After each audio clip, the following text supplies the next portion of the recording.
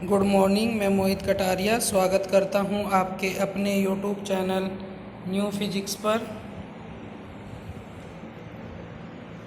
प्यारे बच्चा, हम आपको कक्षा 12 की भौतिक विज्ञान भाग 2 पढ़ा रहे थे, जिसकी हम प्रथम यूनिट प्रकाशिकी में आपको चैप्टर पढ़ा रहे थे लेंस।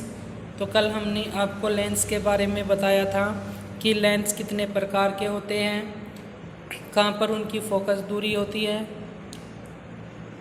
उनसे संबंधित कुछ परिभाषाओं के बारे में बताया था। चिन्ह परिपाटी के बारे में बताया था कि ऊपर लेफ्ट बाएं जाने पर सभी चिन्ह माइनस के होते हैं, दाएं जाने पर चिन्ह प्लस के होते हैं, ऊपर जाने पर भी प्लस और नीचे जाने पर माइनस होते हैं। लेंस के दो पृष्ठ होते हैं, दो वक्रता त्रिज्याएं होती है R1, दो फोकस होते हैं। इन सभी के बारे में आपको जानकारी दी गई थी। तो आज हम बात करेंगे एक और फॉर्मूले पर, जो मोस्ट इम्पोर्टेंट फॉर्मूला है, जिसे लेंस मेकर फॉर्मूला भी कहते हैं। लेंस मेकर फॉर्मूला के नाम से ये जाना जाता है, क्योंकि इसके द्वारा ही लेंस बनाए जाते हैं। तो इसको लेंस मेकर सूत्र भी कहते हैं, या ये पतले लेंस के लिए सूत्र के नाम से भी जाना जाता है। तो हेडिंग है हमारी पतले लेंसों के लिए सूत्र।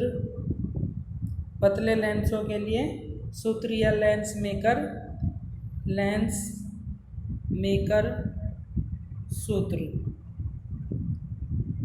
ठीक है। तो क्या होता है इसमें, माना कि एक पतला उत्तल लेंस के पृष्ठों A, B, C तथा ADC की वक्रता त्रिज्याएं क्रमशः R1 व R2 है। इनके मुख्य अक्ष के किसी बिंदु पर वस्तु स्थित है, जिसका पहले पृष्ठ A, B, C से प्रतिबिंब I1 पर तथा अंतिम प्रतिबिंब I' पर बनता है।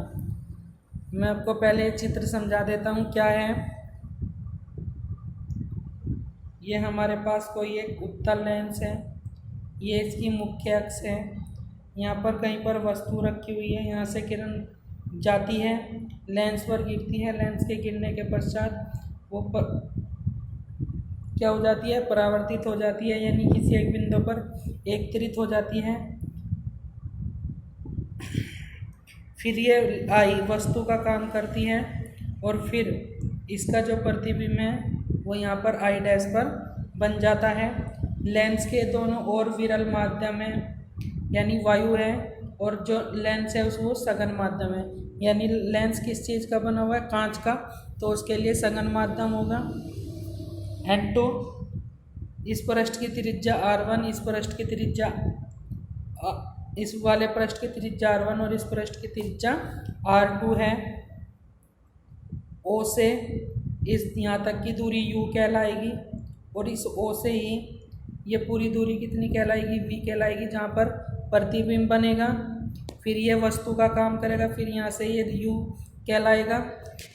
मैं थोड़ा इसको क्लियर कर देता हूँ, थोड़ा इसको मैं कहाँ पर समझाऊँ।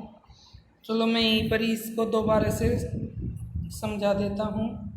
अलग अलग कलर से इसको समझाना पड़ेगा मुझे। जैसे हमारे पास कोई एक उत्तल लेंस है, ये इसकी मुख्य अक्ष है। इस मुख्य अक्ष पर एक बिंदु है O, यहाँ से प्रकाश की किरण चलती है, जैसे ही लेंस पर गिरती है, गिरने के पश्चात वो थोड़ी पहले समांतर हो जाती है, और फिर चूँकि सघन माध्यम में जा रही है, फिर विरल माध्यम में जाएगी, तो फिर से वो झुक जाएगी और ये बिंदु I हो जाता है।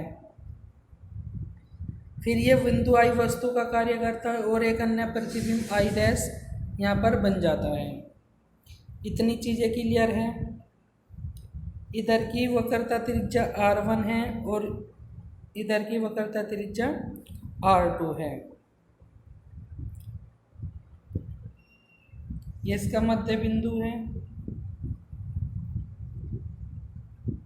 तो यहाँ से बिंदु O से यहाँ तक की जो डिस्टेंस है वो u कहलाएगी, और यहाँ से ही जो आई है यहाँ तक की डिस्टेंस v कहलाएगी प्रतिबिंब की दूरी, और ये क्या हो जाएगी वस्तु की दूरी।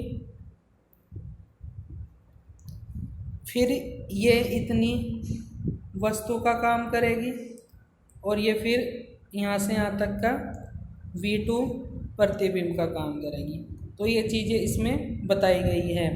तो ये लेंस है, ये O बिंदु है, ये किरण जा रही है, ये यहाँ पर आकर प्रतिबिंब I बनाती हैं, फिर ये वस्तु का काम करती है, फिर इसका एक और प्रतिबिंब I डैश बन जाता है। तो इस वाले पृष्ठ से जहाँ पर वस्तु रखी हुई है वहाँ तक की दूरी u, जहाँ प्रतिबिंब बना वहाँ तक की दूरी v, फिर ये इस पृष्ठ से इस जहाँ पर यह वस्तु रखी है वहाँ तक की दूरी u, और जहाँ पर प्रतिबिंब बना है वहाँ तक की दूरी v। इस पृष्ठ की त्रिज्या r1 और इस पृष्ठ की त्रिज्या r2 है। तो ये चित्र में भी दिखाया गया है कि यहाँ से यहाँ तक की दूरी u है और ये इतनी दूरी v है। तो क्या कहा है कि माना कि किसी पतले उत्तल लेंस के पृष्ठों ABC तथा ADC की वक्रता त्रिज्या r1 तथा r2 है, यानी इस वाले पृष्ठ की और इस वाले पृष्ठ की त्रिज्या क्या है r1 और इसकी r2 है। इसके मुख्य अक्ष के किसी बिंदुओं पर वस्तु स्थित है, या इसकी मुख्य अक्ष है यहाँ पर ये बिंदु वस्तु O वस्तु को स्थित है, जिसका पहले पृष्ठ से जो दूरी है ABC से प्रतिबिंब I डैश पर तथा अंतिम प्रतिबिंब I पर बनता है। तो यदि O I डैश तथा I की लेंस के प्रकाशिक केंद्र से दूरी u v1 तथा v हो तो पृष्ठ ABC के लिए गोलीय पृष्ठ के लिए सूत्र, तो कल हमने गोलीय पृष्ठ के लिए सूत्र निकाला था n2 v1 माइनस n1 वस्तु की दूरी n2 माइनस n1 बटे r1, समीकरण नंबर 1। ठीक इसी प्रकार से पुनः पृष्ठ ADC के लिए गोलीय पृष्ठ के लिए n3 upon v minus n2 बटे v1 बराबर n3 माइनस n2 बटे r2। समीकरण 1 व समीकरण 2 को जोड़ने पर समीकरण 1 व समीकरण 2 को जोड़ देंगे, तो यहाँ से n3 बटे v माइनस n1 n2 बटे u बराबर n2 minus n1 upon r1 plus n3 minus n2 बटे r2, समीकरण नंबर 3। यदि प्रथम तथा तृतीय माध्यम हवा है और द्वितीय माध्यम कांच है तो n1 बराबर n3 इक्वल टू 1 और n2 बराबर n, क्योंकि लेंस के इस तरफ भी वायु है, इस तरफ भी वायु है, लेकिन लेंस किसका बना हुआ है कांच का, तो उसके लिए n2 के लिए हमने n मान लिया। यह मान समीकरण 3 में रखने पर तो 1 बटा v माइनस 1 बटा u बराबर n माइनस 1 बटे r1 plus 1 minus r2, 1 upon v minus 1 upon u, यहाँ से n माइनस 1 कॉमन ले लेंगे तो 1 बटा r1, जब यहाँ से n माइनस 1 कॉमन लेंगे तो माइनस कॉमन आके 1 अपॉन r माइनस के 2 हो जाएगा। और जब वस्तु u बराबर इनफाइनाइट पर रखी हो तो v बराबर किसके हो जाता है f के हो जाता है। तो यहाँ पर v की जगह f रख देंगे, u की जगह infinite, n minus 1 upon r1 minus के 1 अपॉन r2, तो 1 अपॉन f बराबर हो जाएगा n minus 1 upon r1 minus के 1 अपॉन r2। तो यही क्या था पतले लेंस के लिए सूत्र था, या हम कह सकते हैं पतले लेंस की फोकस दूरी के लिए सूत्र था, या इसको लेंस मेकर सूत्र भी कह सकते हैं। जहाँ n क्या है अपवर्तनांक है, r1 वक्रता त्रिज्या, r2 भी वक्रता त्रिज्या है। ठीक है, तो ये डेरिवेशन था मोस्ट इम्पोर्टेंट, हर साल एग्जाम में पूछा जाता है। क्वेश्चन कई रूप में पूछा जाता है कि लेंस मेकर सूत्र की स्थापना कीजिए, या फिर क्वेश्चन पूछा जाता है कि पतले लेंस के लिए सूत्र की स्थापना कीजिए, या पूछा जाता है लेंस मेकर सूत्र की फोकस दूरी का सूत्र ज्ञात कीजिए। यानी कई रूप से ये क्वेश्चन एग्जाम में पूछा जाता है, तो आपको यही करना है जो जितना कराया गया है। इसको आप 1-2 बार अपनी कॉपी पे करके देखेंगे तो चीज़ें क्लियर हो जाएगी। जो हमने यहाँ पर यूज किया है, जो हमने पतले लेंस के लिए फॉर्मूला निकाला था, उस फॉर्मूले का यूज करके ये फॉर्मूला हमने अप्लाई किया है। अब बात आती है उत्तल लेंस की विभिन्न स्थितियों में प्रतिबिंब। तो ये अभी कोर्स में से हटा दिए गए हैं, ये कोर्स में नहीं है, इसको आप क्रॉस कर देंगे।